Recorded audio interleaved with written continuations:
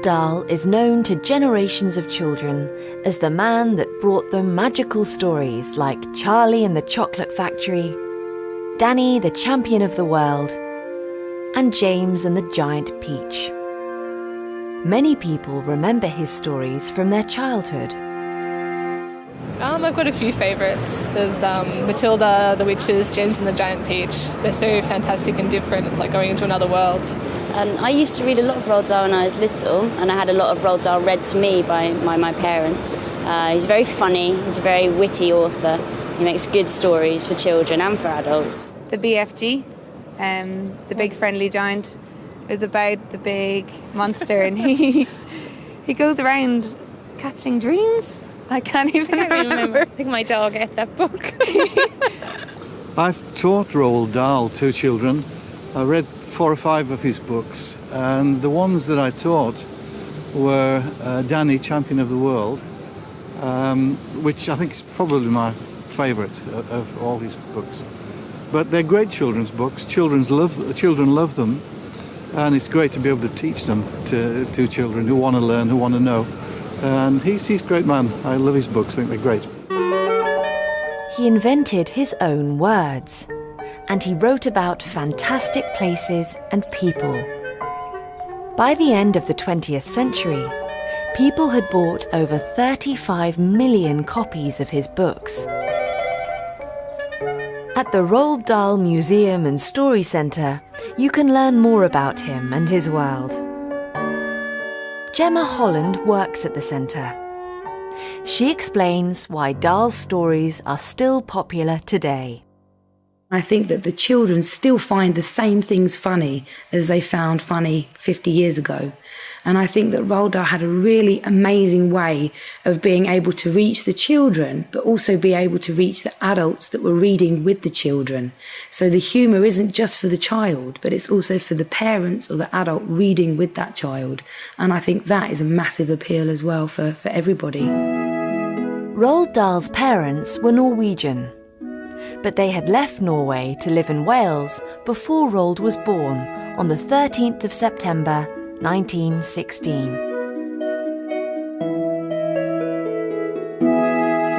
Dahl wrote about his childhood in his autobiography, Boy. He told many stories about being naughty at school. When he was only 9 years old, Roald's mother sent him to boarding school a long way from home. He was terribly homesick, and he wrote her letters nearly every day. Although he was lonely and unhappy, his letters were always cheerful and full of stories. And school wasn't all bad. A chocolate company sometimes sent new sweets for students to test. This gave Roald a lifelong love of chocolate and became the inspiration for Charlie and the Chocolate Factory. Roald Dahl absolutely loved chocolate, and whenever he ate them, instead of just throwing the wrappers away, he actually kept them, and he would scrunch them all together to make a silver ball, and he actually kept that ball as a little souvenir on his desk next to him when he wrote.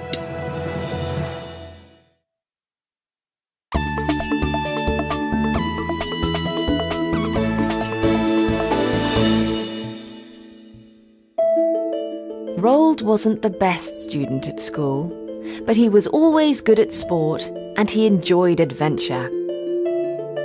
He didn't go to university after he finished school. Instead, he started working for an oil company. They sent him to Africa. Then World War II broke out, and Roald Dahl saw this as another part of an adventure. So he actually joined the Royal Air Force, and he became and learnt to fly a plane. And he actually flew a variety of different planes, Tiger Moths, Hurricanes, Gladiators. And unfortunately, Roald Dahl was actually involved in quite a serious accident when he crashed his plane in the desert. And he was very badly injured. And all of that adventure actually led to his first ever published piece of writing, and it was called Shot Down Over Libya.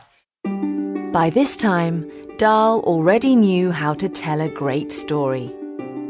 he wrote a dramatic report about his accident while he was recovering in the United States.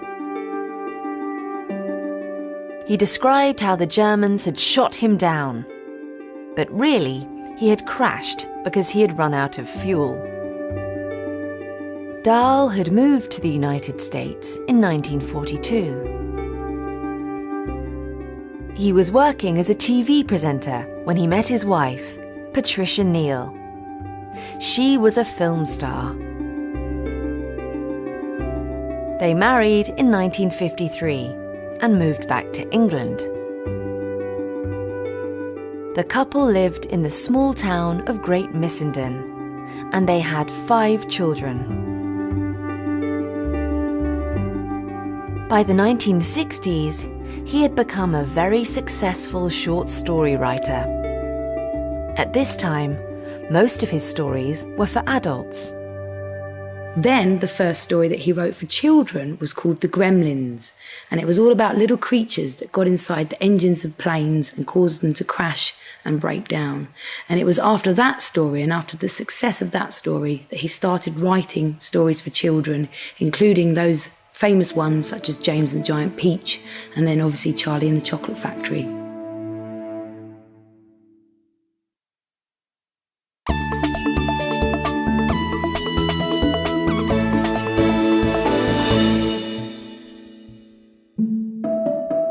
Millions of children have heard or read the stories of Roald Dahl.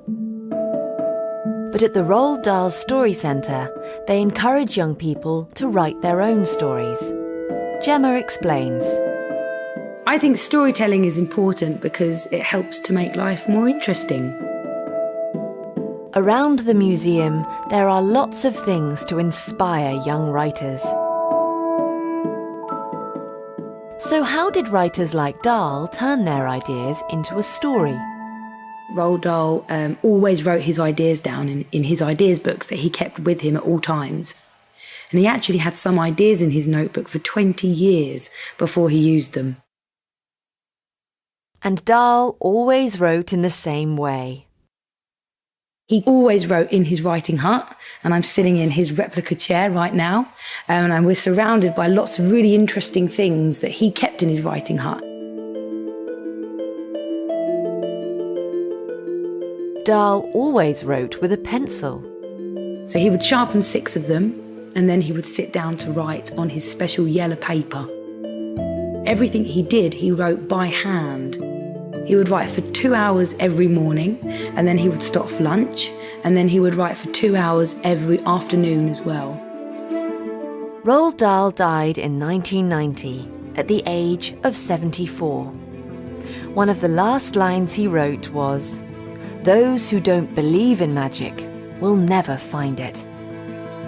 I think that's a lovely way to finish off his last book, basically saying that if you believe in magic, you will find it. And I think storytelling definitely helps us to keep that magic alive.